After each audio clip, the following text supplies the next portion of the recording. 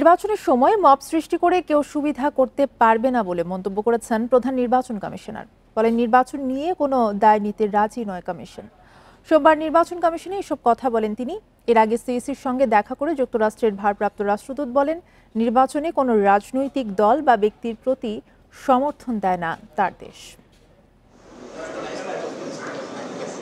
সোমবার সিইসির সঙ্গে সাক্ষাৎ করেন যুক্তরাষ্ট্রের ভারপ্রাপ্ত রাষ্ট্রদূত ট্রেসি এন জ্যাকবসন। রাজনৈতিক পরিবর্তনের পর এই প্রথম সিইসির সঙ্গে যুক্তরাষ্ট্রের দায়িত্বশীল কারোর বৈঠক। বৈঠক শেষে সাংবাদিকদের সঙ্গে কথা বলেন জ্যাকবসন। বিভিন্ন সময়ে যুক্তরাষ্ট্রকে নিয়ে নানা গুজব ও ষড়যন্ত্রের বিষয়টি স্পষ্ট করেন তিনি। বলেন বাংলাদেশের মানুষের আকাঙ্ক্ষা পূরণে গণতন্ত্র প্রতিষ্ঠায় সহায়তা করবে যুক্তরাষ্ট্র।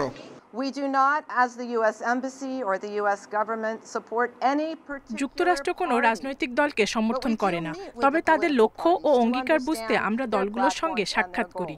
বাংলাদেশের আগামী নির্বাচনে কোনো ফলাফলের প্রতি সমর্থন জানায় না যুক্তরাষ্ট্র সরকার। এটি পুরোপুরি বাংলাদেশের জনগণের সিদ্ধান্ত। পরে গণমাধ্যমের সঙ্গে কথা বলেন সিইসি। জানান কোনো গুজব কানে না নিতে মার্কিন রাষ্ট্রদূতকে অনুরোধ করেন তিনি। আরও বলেন নির্বাচনের প্রস্তুতি পর্যাপ্ত নয়, এমন কোনো দোষ নিতে কমিশন রাজি নয়। মব কালচার যেটা, এটা কীভাবে ইলেকশনের সময় তো এই ধরনের কোনো পার্টির উপরে যদি এরকম মব সৃষ্টি হয় তাহলে কী হবে? আমি বললাম দেখেন ইলেকশন তো এখনও দেরি আছে। তো ওই ইলেকশনের সময় যখন 300 কনস্টিটিউয়েন্সিতে যখন একদিন ইলেকশন হবে, ওই মবই ভাগ হয়ে যাবে 300 জায়গায়। মব সৃষ্টি যারা করতে চাইবে তারা আর সুবিধা করতে পারবে না ইলেকশনের সময়। জ্যাকবসনের সঙ্গে বৈঠকে নির্বাচনে কালো টাকার ব্যবহার নিয়ে আলোচনা করেছে কমিশন। তবে এটি একেবারেই বন্ধ করা সম্ভব নয় বলে জানান সিইসি। ওই কালো টাকার যে ব্যবহারটা যথাসম্ভব কমানো, এটা বন্ধ তো করতে পারবো না। Adilur Rahman, Independent news, Dhaka. গণপরিষদ নির্বাচনে এনসিপির দলীয় বক্তব্য, জাতীয় নির্বাচন পেছানোর কোনো সুযোগ নেই বলে জানিয়েছেন আইন উপদেষ্টা আসিফ নজরুল। সোমবার দুপুরে সচিবালয়ে এসব কথা বলেন তিনি। বলেন ফেব্রুয়ারিতেই নির্বাচন করতে বদ্ধপরিকর সরকার। আইন উপদেষ্টা বলেন দেশে নির্বাচনকালীন সরকার বা জরুরি অবস্থা ঘোষণার মতো কোনো পরিস্থিতি এখনো তৈরি হয়নি। রাষ্ট্রপতি, প্রধান উপদেষ্টা ও প্রধান বিচারপতির সঙ্গে সেনাবাহিনী প্রধানের সাক্ষাৎ নিয়ে কিছু গণমাধ্যমের সংবাদে রাজনৈতিক অঙ্গনে চলছে নানা গুঞ্জন। তবে এ ধরনের কোনো তথ্য নেই আইন উপদেষ্টার কাছে। তিনি বলেন অন্য কোনো ধরনের সরকার গঠন বা জরুরি অবস্থা জারির মতো দেশে কোনো পরিস্থিতি তৈরি হয়নি। আর্মি চিফ প্রধান বিচারপতির সাথে দেখা করেছেন, এই ধরনের কোনো তথ্য আমার জানা নাই। আমি দু একটা পত্রিকায় দেখেছি, আর অনলাইনে এটা নিয়ে নানান গুজব গুঞ্জন হয়েছে দেখেছি। এসব গুজব গুঞ্জন নিয়ে বিচলিত হওয়ার মতো কিছু নাই। জাতীয় নির্বাচনের আগে গণপরিষদ নির্বাচন, সংস্কার, বিচার নিয়ে এনসিপি সহ কয়েকটি দলের অবস্থান ভিন্ন হলেও তা দূর হয়ে যাবে বলে মনে করেন আইন উপদেষ্টা। ফেব্রুয়ারিতে জাতীয় নির্বাচনের কাজ চলছে বলেও জানান তিনি। আমরা সরকারের পক্ষ থেকে ফেব্রুয়ারিতে নির্বাচন করার ব্যাপারে দৃঢ় প্রতিজ্ঞ। এটা আমাদের প্রধান উপদেষ্টা বারবার বলেছেন। নির্বাচন কমিশনকেও সেরকম ইনস্ট্রাকশন দেওয়া হয়েছে, ওনারা সকল পদক্ষেপ গ্রহণ করছেন। তার আগে কিছু বিষয়ে যে মতভিন্নতা রয়েছে বা মতভেদ রয়েছে, সেটা আমরা আশা করি সেটা দূর হয়ে যাবে। দেশের সাম্প্রতিক আইন শৃঙ্খলা পরিস্থিতি নিয়ে এক প্রশ্নের জবাবে আইন উপদেষ্টা বলেন গণ অভ্যুত্থান পরবর্তী দেশে এমন পরিস্থিতি স্বাভাবিক। Hasif Mahmud Shah, Independent news, Dhaka. ডাকসু নির্বাচন স্থগিত করা হাইকোর্টের আদেশ 1 ঘণ্টারও কম সময়ে স্থগিত করেছে চেম্বার আদালত। ফলে 9 সেপ্টেম্বর ঢাকা বিশ্ববিদ্যালয়ের ছাত্র সংসদ নির্বাচন অনুষ্ঠানে কোনো বাধা রইল না। শিবির সমর্থিত জিএস প্রার্থী SM ফরহাদের প্রার্থিতা চ্যালেঞ্জ করে করা রিটকে কেন্দ্র করে সুপ্রিম কোর্টে আজ এই ঘটনা ঘটে। ডাকসু নির্বাচনে ভোটগ্রহণ হবে 9 সেপ্টেম্বর। প্রার্থীরা ব্যস্ত নির্বাচনী প্রচারে। এরই মধ্যে রোববার ছাত্র শিবির সমর্থিত প্যানেলের জিএস প্রার্থী SM ফরহাদের প্রার্থিতার বৈধতা চ্যালেঞ্জ করে হাইকোর্টে রিট করেন বামজোট মনোনীত প্যানেলের একজন প্রার্থী ফাহমিদা আলম। সোমবার দুপুরে বিচারপতি হাবিবুল গনি ও বিচারপতি শেখ তাহসিন আলীর হাইকোর্ট বেঞ্চে শুরু হয় শুনানি। এ সময় রিটকারীর আইনজীবী বলেন, ফরহাদ জুলাই আন্দোলনের সময় ছাত্রলীগের পদধারী ছিলেন এবং তিনি অভ্যুত্থানের বিরোধিতা করেছেন। এমনকি নিষিদ্ধ ছাত্রলীগের কমিটি থেকে পদত্যাগ না করেই আবার ডাকসু নির্বাচনে প্রার্থী হয়েছেন।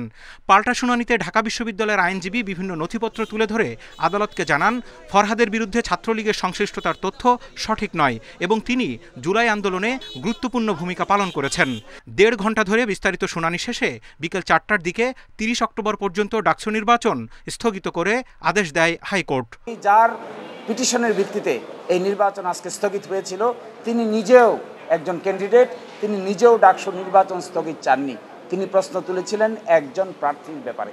ফলে ডাকসু নির্বাচন স্থগিত থাকাটা কেউই ভালোভাবে নিবে বলে আমি মনে করি না। হাইকোর্টের স্থগিতাদেশের খবর ঢাকা বিশ্ববিদ্যালয় ক্যাম্পাসে পৌঁছালে বিক্ষুব্ধ হয়ে ওঠে শিক্ষার্থীরা। এর মধ্যেই ক্যাম্পাসের পরিস্থিতি তুলে ধরে বিচারপতি ফারাহ মাহবুবের চেম্বার আদালতে যান ঢাবির আইনজীবী। এরপরই হাইকোর্টের ওই আদেশ স্থগিত করে দেন আদালত। ডাকসু নির্বাচনকে স্থগিত করে যে আদেশ দিয়েছিল, এই আদেশকে সিএমপি ফাইল বা সিভিল মিসসেলেনিয়াস পিটিশন ফাইল এবং শুনানির আগ পর্যন্ত স্থগিত আদেশ দিয়েছেন।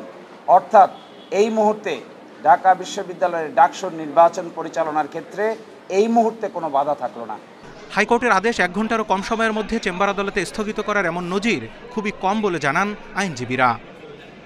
Zahidul Bashar, independent news, Dhaka. ফেব্রুয়ারিতে নির্বাচন অনুষ্ঠান বড় চ্যালেঞ্জ, তবে যে কোনো মূল্যে ভোটাধিকার এবং গণতন্ত্র ফিরিয়ে আনতে হবে, একথা বলেছেন বিএনপি মহাসচিব মির্জা ফখরুল ইসলাম আলমগীর। দলের প্রতিষ্ঠা বার্ষিকীতে দুপুরে জিয়াউর রহমানের সমাধিতে শ্রদ্ধা নিবেদন শেষে তিনি আরও বলেন, বিএনপি ধ্বংসের অনেক ষড়যন্ত্র হয়েছে, তবে তা কখনো সফল হয়নি, ভবিষ্যতেও হবে না।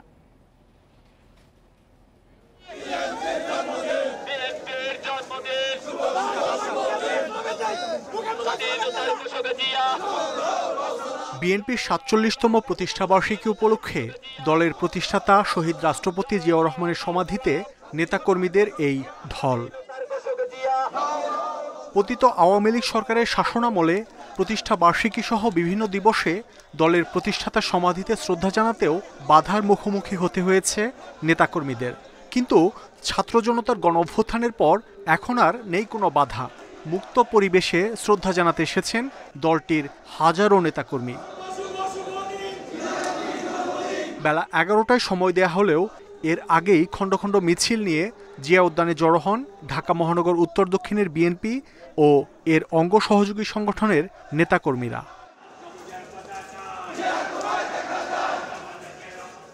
বিএনপির পক্ষ থেকে মহাসচিব মির্জা ফখরুল ইসলাম আলমগীরের নেতৃত্বে জিয়াউর রহমানের সমাধিতে ফুলেল শ্রদ্ধা জানান দলের নানা স্তরের নেতাকর্মীরা। এ সময় মির্জা ফখরুল জানান, বিএনপি গণমানুষের দল, তাই বিভিন্ন সময়ে নানা ষড়যন্ত্র দলের কোনো ক্ষতি করতে পারেনি, ভবিষ্যতেও পারবে না। বারবার চেষ্টা করা হয়েছে বিএনপিকে ধ্বংস করে ফেলবার, কিন্তু বিএনপি ফিনিক্স পাখির মতোই প্রতিবার এই আদর্শকে নিয়ে, জিয়াউর রহমানের আদর্শকে নিয়ে, খালেদা জিয়ার আদর্শকে নিয়ে জেগে উঠেছে। তিনি আরও বলেন, দ্রুত নির্বাচন না হলে সংকটে পড়বে দেশ, হুমকির মুখে পড়বে গণতন্ত্র। চ্যালেঞ্জ আমাদের সামনে রয়েছে, সেই চ্যালেঞ্জ হচ্ছে যে আগামী ফেব্রুয়ারি মাসে, 26শে ফেব্রুয়ারি মাসে যে নির্বাচন অনুষ্ঠানের কথা আছে, সেই নির্বাচন অনুষ্ঠান সুষ্ঠুভাবে করার সর্বোচ্চ সহযোগিতা করা, সাহায্য করা। ৪৭তম প্রতিষ্ঠাবার্ষিকী উপলক্ষে দেশব্যাপী ৬ দিনের নানা কর্মসূচি নিয়েছে বিএনপি।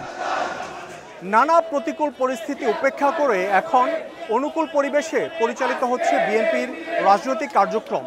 এমন পরিস্থিতিতে প্রতিষ্ঠাবার্ষিকীতে নেতাকর্মীদের প্রত্যাশা, দ্রুত নির্বাচনের মধ্য দিয়ে রাষ্ট্রক্ষমতায় আসবে বিএনপি, মানুষ ফিরে পাবে তার অধিকার, দেশে ফিরে আসবে গণতন্ত্র। মাহমুদ শরীফ, ইন্ডিপেন্ডেন্ট নিউজ, জিয়া উদ্যান, ঢাকা। রাজনীতিতে বিএনপির নতুন বার্তা। জনদুর্ভোগ বিবেচনায় দলটির প্রতিষ্ঠা বার্ষিকীর আগামীকালের ঢাকার র্যালি বাতিল করা হয়েছে, পরিবর্তে ঘোষণা করা হয়েছে খাল, নালা, পুকুর পরিষ্কার কর্মসূচি। বিএনপির সিনিয়র যুগ্ম মহাসচিব রুহুল কবির রিজভী আজ এই সিদ্ধান্তের কথা জানান। এই সিদ্ধান্তকে খুবই সময় উপযোগী সিদ্ধান্ত বলছেন সাধারণ মানুষ ও বিশ্লেষকরা। ছাত্র জনতার গণ অভ্যুত্থানে স্বৈরাচারের পতনের পর জনমনে তৈরি হয় রাজনীতির গুণগত পরিবর্তনের আকাঙ্ক্ষা। তবে প্রত্যাশার প্রাপ্তির ফারাক অনেক। এখনও জন আকাঙ্ক্ষার তোয়াক্কা না করে, জনদুর্ভোগের কথা না ভেবে রাজপথ বন্ধ করে চলে রাজনৈতিক কর্মসূচি। অতি জরুরি কাজে নেমেও অসহায় হয়ে পড়ে সাধারণ মানুষ। গণঅভ্যুত্থানের 1 বছর পরে হলেও জনদুর্ভোগের কথা ভেবে র্যালি বাতিল করে জনবান্ধব খাল নালা পুকুর পরিষ্কার কর্মসূচি ঘোষণা করেছে বিএনপি। আমাদের কর্মসূচির মধ্যে কিছু পরিবর্তন নিয়ে এসেছে। র্যালির কর্মসূচিটি আমরা বাতিল করে উত্তর এবং দক্ষিণ বিএনপি আগামীকাল তারা তাদের এলাকায় যে সমস্ত খাল নর্দমা রয়েছে সেটা পরিষ্কার পরিচ্ছন্ন করার অভিযানে তারা নামবে। জনদুর্ভোগের কর্মসূচি বাদ দিয়ে বিএনপির জনবান্ধব কর্মসূচিতে আশার আলো দেখছেন সাধারণ মানুষ। র্যালিটা আজকে না করার কারণে রাস্তাঘাটে জ্যামজট হবে না, সাধারণ মানুষ ভালোভাবে চলাফেরা করতে পারবে। ঢাকা শহরের মানুষেরা চিন্তা ভাবনা করে যদি কর্মসূচি দেয় তাদের জন্য অবশ্যই ভালো হবে। আর হয়তো জ্যামজট হতো, মানুষের ভোগান্তি বাড়তো, সেই জন্য আলহামদুলিল্লাহ ভালো, সিদ্ধান্তটা খারাপ না। বিশেষজ্ঞরা বলছেন শুধু বিএনপি নয়, অন্য সব দলেরও রাজনৈতিক কর্মসূচি দেওয়ার ক্ষেত্রে জনগণের পছন্দ অপছন্দ বিবেচনায় নেওয়া উচিত। এমন কোনো কর্মসূচি দেওয়া উচিত না যা জনপ্রিয়তা না বাড়িয়ে কমিয়ে দেয়। এই কর্মসূচিগুলো মানে গতানুগতিক রাজনৈতিক দলের যে কর্মসূচি বাংলাদেশে আমরা দেখিয়ে এসেছি তার মধ্যে যে নতুনত্ব, সেই নতুনত্ব নিয়ে আসার চেষ্টা করছে বিএনপি। গতানুগতিক যে অনুষ্ঠান, প্রতিষ্ঠা বার্ষিকীর র্যালি বা মিছিল, তার বাইরে গিয়ে এই ধরনের পরিষ্কার পরিচ্ছন্নতা অভিযানকে আমি স্বাগত জানাই।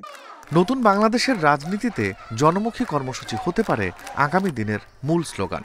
বিশ্লেষকরা বলছেন সময় এসেছে রাজনীতির ধারা বদলানোর। Rifat Alam, independent news, Dhaka. বর্ণাঢ্য র্যালি, আলোচনা সভা সহ নানা আয়োজনে সারা দেশে পালিত হচ্ছে বিএনপির ৪৭তম প্রতিষ্ঠা বার্ষিকী। আয়োজন থেকে বিএনপির বিরুদ্ধে সব ষড়যন্ত্র ঠেকাতে নেতাকর্মীদের ঐক্যবদ্ধ থাকার আহ্বান জানানো হয়। সার্বভৌমত্ব রক্ষা এবং বহুদলীয় গণতন্ত্রকে স্থায়ী রূপ দেওয়ার নীতিতে অঙ্গীকারবদ্ধ হন নেতাকর্মীরা। সোমবার দুপুরে চট্টগ্রামের বিপ্লবী উদ্যানে শহীদ রাষ্ট্রপতি জিয়াউর রহমানের স্মৃতি বিজড়িত মুক্তিযুদ্ধ স্মৃতিস্তম্ভে শ্রদ্ধা জানান সিটি মেয়র শাহাদাত হোসেন সহ দলীয় নেতাকর্মীরা। এই সময় সিটি মেয়র শাহাদাত বলেন, ১৬ বছর ধরে আপসহীনভাবে গণতন্ত্র পুনরুদ্ধারে আন্দোলন করেছে বিএনপি। বাংলাদেশ জাতীয়তাবাদী দলকে আবারও বাংলাদেশের শাসন করার জন্য দায়িত্ব দেবে মানুষের মৌলিক অধিকার, গণতান্ত্রিক অধিকার, যে দলটি বারবার রক্ষা করেছে। দলীয় কার্যালয়ের সামনে জাতীয় ও দলীয় পতাকা উত্তোলনের মধ্য দিয়ে কর্মসূচি শুরু করে রাজশাহী মহানগর ও জেলা বিএনপির নেতাকর্মীরা। পরে র্যালি ও পথসভার আয়োজন করে দলটি। বরিশালে নগরীর বটতলা, জিলা স্কুল মোড় ও জেলখানা মোড় এলাকা থেকে র্যালি বের হয়। এর আগে সদর রোডে দলীয় কার্যালয়ের সামনে জাতীয় ও দলীয় পতাকা উত্তোলন করেন নেতাকর্মীরা। নাটোরে নানা কর্মসূচির মধ্য দিয়ে পালিত হয় বিএনপির প্রতিষ্ঠা বার্ষিকী। এ সময় দলটির নির্বাহী কমিটির সদস্য রুহুল কুদ্দুস তালুকদার দুলু বলেন, বিএনপির বিরুদ্ধে ষড়যন্ত্র ঠেকাতে নেতাকর্মীদের ঐক্যবদ্ধ থাকতে হবে। আপনাদের কাছে অনুরোধ, আমরা কথা দিচ্ছি যতদিন এই বিএনপি থাকবে, বাংলাদেশ থাকবে, এই বাংলা ভাষা থাকবে, বাংলাদেশ জাতীয়তাবাদী দল ততদিন থাকবে। এছাড়া খাগড়াছড়ি, জয়পুরহাট, কুমিল্লা, নওগাঁ, পিরোজপুর, সুনামগঞ্জ, টাঙ্গাইল, বরগুনা সহ বিভিন্ন জেলায় নানা আয়োজনে পালিত হয় বিএনপির প্রতিষ্ঠা বার্ষিকী। তাপস সরকার, ইন্ডিপেন্ডেন্ট নিউজ। বিএনপি ও এনসিপির মধ্যে সৌহার্দ্যের রাজনীতি বজায় রয়েছে বলে মন্তব্য করেন নেতারা। বিএনপি প্রতিষ্ঠা বার্ষিকী উপলক্ষে সন্ধ্যায় গুলশানে শুভেচ্ছা জানাতে যান এনসিপি নেতারা। এ সময় বিএনপি স্থায়ী কমিটির সদস্য সালাউদ্দিন আহমেদ বলেন, মাঠে তর্ক বিতর্ক থাকবে, কিন্তু রাজনীতিতে শিষ্টাচার থাকতে হবে। তারই উদাহরণ দুই দলের মধ্যে শুভেচ্ছা বিনিময়। এনসিপি নেতাদের আশা, গুম খুনের রাজনীতি বন্ধে গুরুত্বপূর্ণ ভূমিকা রাখবে বিএনপি। আদালতকে ব্যবহার করে কেউ যেন অবৈধ সুযোগ নিতে না পারে, সেই লক্ষ্যে সতর্ক থাকতে হবে বলে মনে করেন তারা।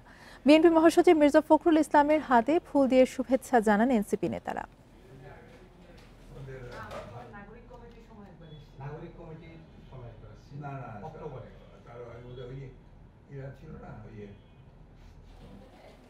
প্রধান বিচারপতির সঙ্গে সেনাপ্রধানের দেখা করার বিষয়টি সরকারকে স্পষ্ট করতে হবে বলে মন্তব্য করেছেন নাগরিক ঐক্যের সভাপতি মাহমুদুর রহমান মান্না।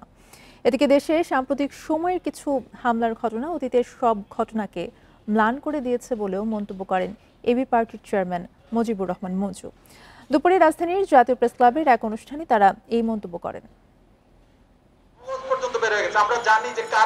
চট্টগ্রাম বিশ্ববিদ্যালয়ের শিক্ষার্থী ও শিক্ষকদের ওপর স্থানীয়দের হামলার প্রতিবাদে ঢাকাস্থ সাবেক চবিয়ান ব্যানারে জাতীয় প্রেস ক্লাবের সামনে মানববন্ধন কর্মসূচির আয়োজন করা হয়।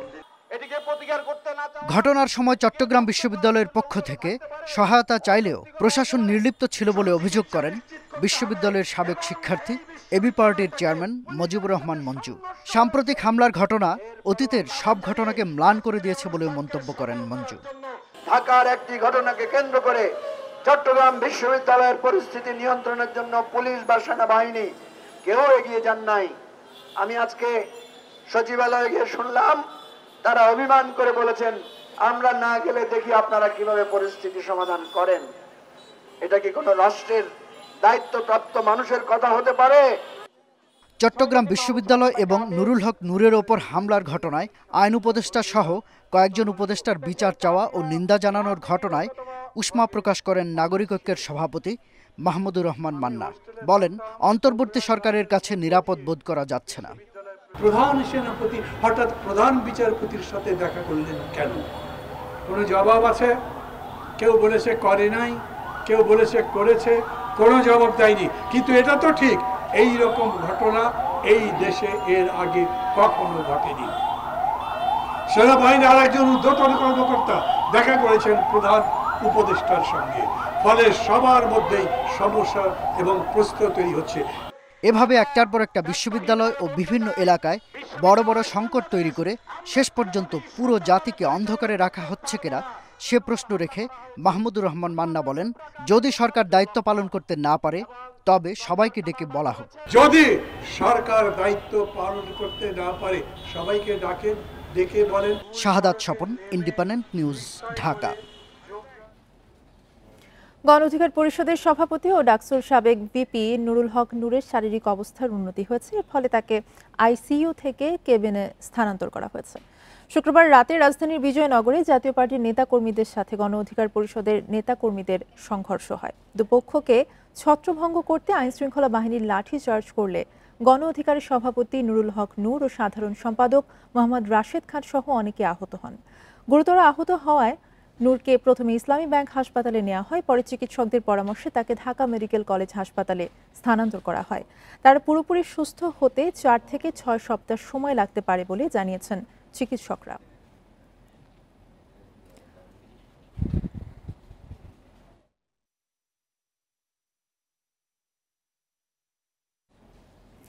ভিসা জালিয়াতিতে জড়িত থাকলে আজীবনের জন্য যুক্তরাষ্ট্রে প্রবেশ নিষিদ্ধ করা হবে বলে জানিয়েছে ঢাকায় নিযুক্ত মার্কিন দূতাবাস। সকালে দূতাবাসের ভেরিফাইড ফেসবুক পেজে এক পোস্টে জানানো হয়, বিভিন্ন সংস্থার সমন্বয়ে ভিসা জালিয়াতি প্রতিরোধ এবং অবৈধ অভিবাসন বন্ধ করতে চায় যুক্তরাষ্ট্র সরকার। যারা ভিসা জালিয়াতির সাথে জড়িত তাদেরকে আজীবনের জন্য যুক্তরাষ্ট্রে নিষিদ্ধ করা হবে। দূতাবাস আরও জানিয়েছে, যারা ভিসা জালিয়াতিতে অংশ নেয় বা অবৈধ অভিবাসীদের যুক্তরাষ্ট্রে নিয়ে আশ্রয় দেয় তাদের বিরুদ্ধে ফৌজদারি মামলাও দায়ের করা হবে।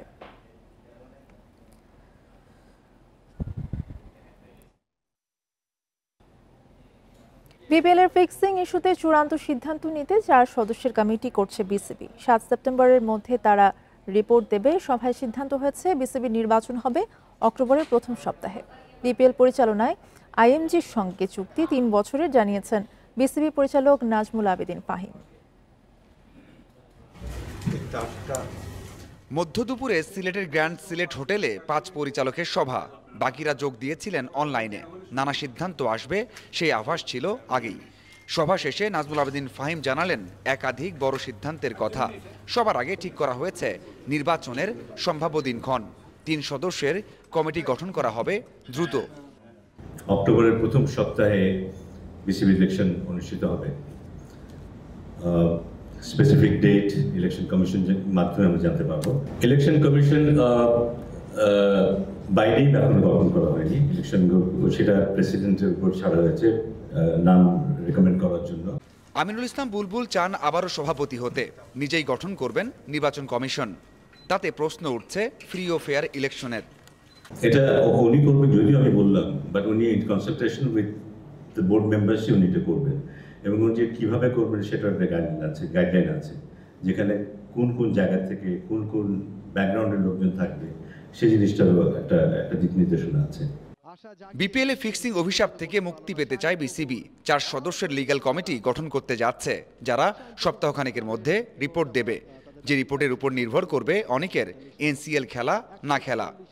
এখানে ডেফিনেটলি লিগ্যাল সাইডের লোকজনই থাকবে যারা মুখ্য ভূমিকা পালন করবে, অ্যাডভাইস করবে, কিন্তু 7 তারিখের মধ্যে টাইম লাইনে বেঁচে দেওয়া হয়েছে, 7 তারিখের মধ্যেই তাদের অ্যাডভাইসটা দিতে হবে। সো তারপর বোর্ড হয়তো কিছু সিদ্ধান্ত নিতে পারে। বিপিএলকে জনপ্রিয় করতে আর্থিক বিষয়ে নিশ্চয়তা আনতে ইভেন্ট ম্যানেজমেন্ট কোম্পানি আইএমজিকে 3 বছরের জন্য দায়িত্ব দিয়েছে BCB. Sports marketing consulting farm হিসেবে আইএমজিকে অ্যাপ্রুভ করা হয়েছে। বিপিএলের মান পুনরুত্থানের যে অনেকগুলো পদক্ষেপ নিচ্ছে, তার মধ্যে এটা একটা অন্যতম পদক্ষেপ। পাওয়ার হিটিং কোচ জুলিয়ান উডের মেয়াদ বাড়ানো হয়নি, তবে সাইমন টোফেলের সাথে 2 বছরে চুক্তি সেরেছে বাংলাদেশ ক্রিকেট বোর্ড, যিনি কাজ করবেন দেশের আম্পায়ারিংয়ের মান উন্নতিতে। Mazharul Islam, independent news, Sylhet. নারী ওডিআই বিশ্বকাপের প্রাইজ মানি 4 গুণ বাড়িয়েছে আইসিসি। মোট অর্থ পুরস্কার 35 লাখ থেকে বেড়ে হয়েছে 1,38,80,000 মার্কিন ডলার। ভারত এবং শ্রীলঙ্কায় অনুষ্ঠেয় মেয়েদের এবারের টুর্নামেন্টের প্রাইজ মানি 2023-এর ছেলেদের বিশ্বকাপ থেকেও বেশি। 10 দলের বিশ্বকাপের সেবার মোট অর্থ পুরস্কার ছিল 1 কোটি ডলার। 30 সেপ্টেম্বর ভারতে শুরু হবে নারী বিশ্বকাপের 13তম আসর। পাকিস্তানের ম্যাচগুলো হবে শ্রীলঙ্কায়। পুরস্কারের মোট অর্থ বাড়ায় অংশগ্রহণকারী দলগুলোর প্রাপ্য বেড়েছে। এবার চ্যাম্পিয়ন দল পাবে 88,80,000 ডলার, যা আগের তুলনায় 239% বেশি। আর রানার্স আপ দল পাবে প্রায় 23 লাখ ডলার।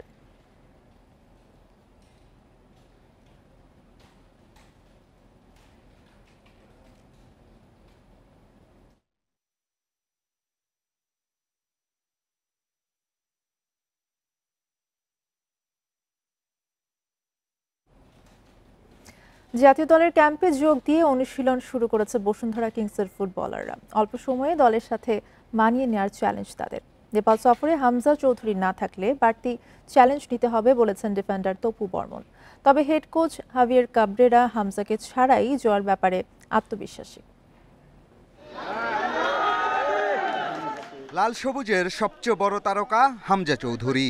সময় ঘনিয়ে এলেও নেপালের বিপক্ষে 2 প্রীতি ম্যাচে তাকে পাওয়া নিয়ে অনিশ্চয়তা কাটেনি। শেষ পর্যন্ত হামজা না এলে বাড়তি চ্যালেঞ্জ থাকবে বাংলাদেশের। তবে কোচ হাভিয়ের কাবরেরা নির্ভর থাকতে চান।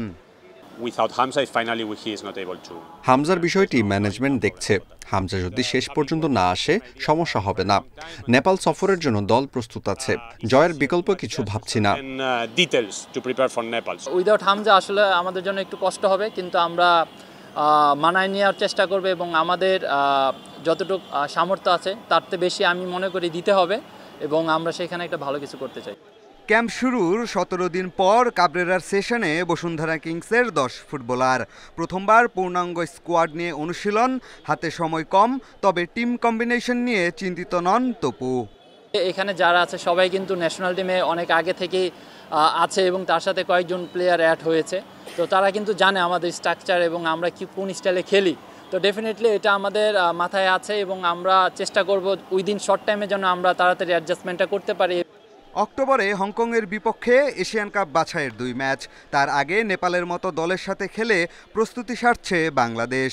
কতটুকু উপকৃত হবে দল ব্যাখ্যা দিয়েছেন তপু। নেপালের যে স্ট্রাকচারটা থাকে এবং হংকংয়ের যে স্ট্রাকচারটা থাকে সেখানে কিন্তু সামঞ্জস্য আছে আর কি, একটা মিল আছে ওইখানে। ওরা সেম ফরমেশনে খেলে ওদের যেই ডিফেন্ডিং ব্লকগুলো থাকে সেগুলো সেম থাকে, এবং এটা নিয়ে আমাদের কোচ কথা বলেছেন। এবং আমি মনে করি যে এই 2টা ম্যাচ আমাদের হংকংয়ের ম্যাচের জন্য অনেক পজিটিভ একটা ব্যাপার। বুধবার নেপাল যাবে বাংলাদেশ দল। 2 ফিফা প্রীতি ম্যাচ 6 ও 9 সেপ্টেম্বর। পিয়াস সাহা, ইন্ডিপেন্ডেন্ট নিউজ, ঢাকা। নাটকীয়তা শেষে ব্রিটিশ রেকর্ড গড়ে নিউক্যাসল থেকে লিভারপুলে যোগ দিলেন আলেকজান্ডার ইসাক। রেড ডেভিলসের খরচ 125 মিলিয়ন ইউরো। সুইডিশ তারকার সঙ্গে চুক্তি 6 বছরের দলবদলের শুরু থেকে ইসাকের বিষয়ে টানাপোড়েন চলছিল। লিভারপুল সর্বোচ্চ চেষ্টা করে শেষ পর্যন্ত সফল। এদিকে পিএসজি ছেড়ে ম্যানচেস্টার সিটিতে জিয়ানলুইজি দোনারুমা ইতালিয়ান গোলকিপারের জন্য খরচ 30 মিলিয়ন ইউরো। দীর্ঘ সময় পর ম্যান সিটি ছেড়েছেন ব্রাজিলিয়ান গোলকিপার এদারসন। তাকে 13 মিলিয়ন ইউরোতে নিয়েছে তুরস্কের ক্লাব ফেনেরবাচে।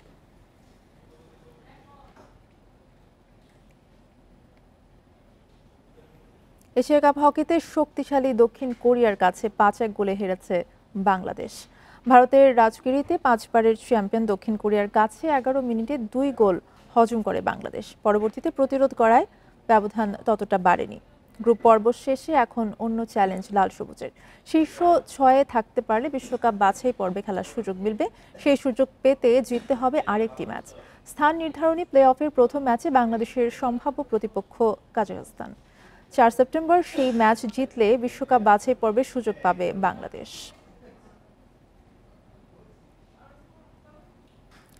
শিক্ষার্থী ও বহিরাগতদের সংঘর্ষের জেরে বাংলাদেশ কৃষি বিশ্ববিদ্যালয়ে অনির্দিষ্টকালের জন্য বন্ধ ঘোষণা হলেও হল ছাড়েননি বেশিরভাগ শিক্ষার্থী।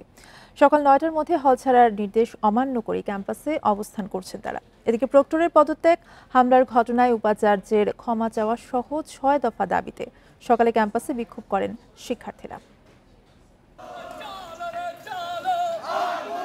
রোববার শিক্ষার্থী ও বহিরাগতদের দফায় দফায় সংঘর্ষের জেরে বন্ধ ঘোষণা হয় বাংলাদেশ কৃষি বিশ্ববিদ্যালয়ে। হল ছাড়ার নির্দেশ দেওয়া হয় শিক্ষার্থীদের। তবে প্রশাসনের নির্দেশনা প্রত্যাখ্যান করে সোমবার সকাল 9টার দিকে বিভিন্ন হল থেকে মিছিল নিয়ে বিশ্ববিদ্যালয়ের শিক্ষার্থীরা কেয়ার মার্কেটে জড়ো হন। হল ছাড়ার নির্দেশ বাতিল, প্রক্টরের পদত্যাগ, হামলাকারীদের বিচার সহ 6 দফা দাবি জানান তারা। বহিরাগত সন্ত্রাসীদের দ্বারা ককটেল বিস্ফোরণ, লাইব্রেরি স্থাপনা ভাঙচুর এবং দেশীয় অস্ত্র দ্বারা শিক্ষার্থীদের উপর বর্বরচিত হামলা এবং নারী শিক্ষার্থীদের হেনস্থার ঘটনার জন্য উপাচার্যকে প্রকাশ্যে ক্ষমা চাইতে হবে। এখন যদি আমরা হল ছেড়ে চলে যাই তাহলে আমরা কিন্তু এই যৌক্তিক বিচারটা আমরা পাবো না, কিন্তু আমাদের এই বিচারটা আসলে পাওয়া উচিত। কারা হচ্ছে এই সন্ত্রাসীরা, কারা। দাবি আদায় না হওয়া পর্যন্ত আন্দোলনের ঘোষণা দেন শিক্ষার্থীরা। প্রয়োজনে পুরো বিশ্ববিদ্যালয় লকডাউনের হুঁশিয়ারি দেন। গণঅভ্যুত্থান পরবর্তী সময়ে যেভাবে স্টুডেন্টদের উপর হামলা চালানো হচ্ছে আমরা সেটা বিভিন্ন বিশ্ববিদ্যালয়ে দেখছি। চট্টগ্রাম বিশ্ববিদ্যালয়ে সম্প্রতি এরকম একটা ঘটনা ঘটেছে। একই কায়দায় আমাদের বাকৃবিতেও এরকম একটা ষড়যন্ত্র চলছে।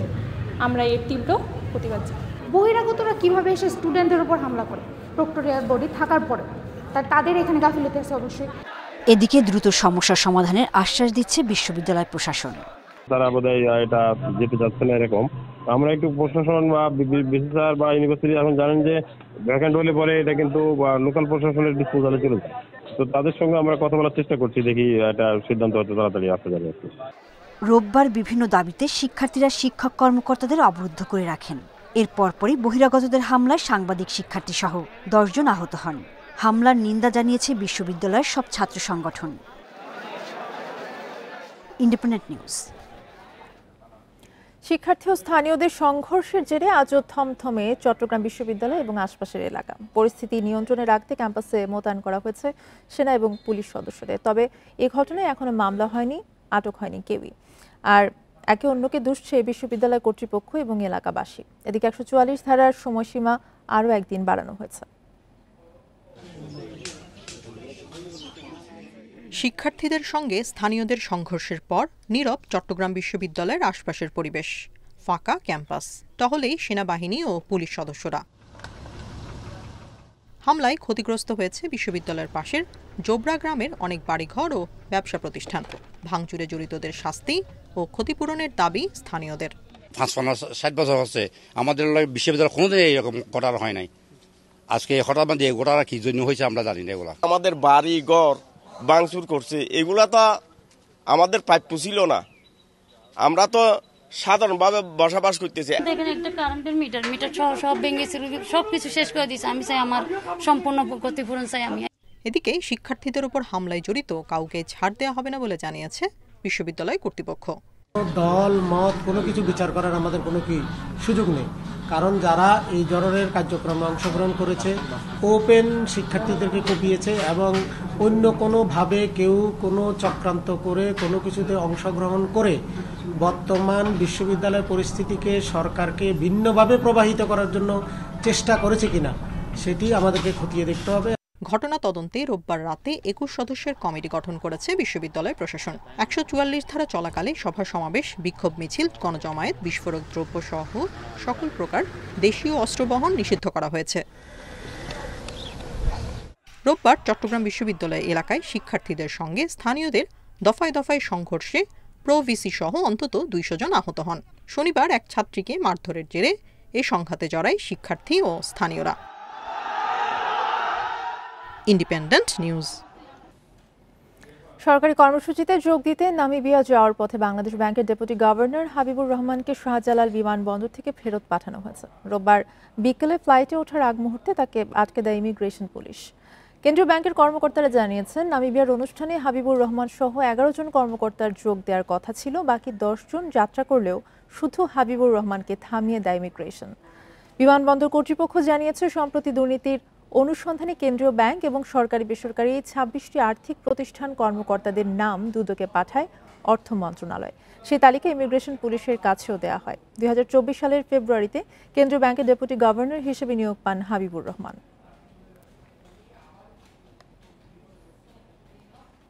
এই ছিল এখনকার সংবাদের সাথে থাকায় ধন্যবাদ সবাইকে।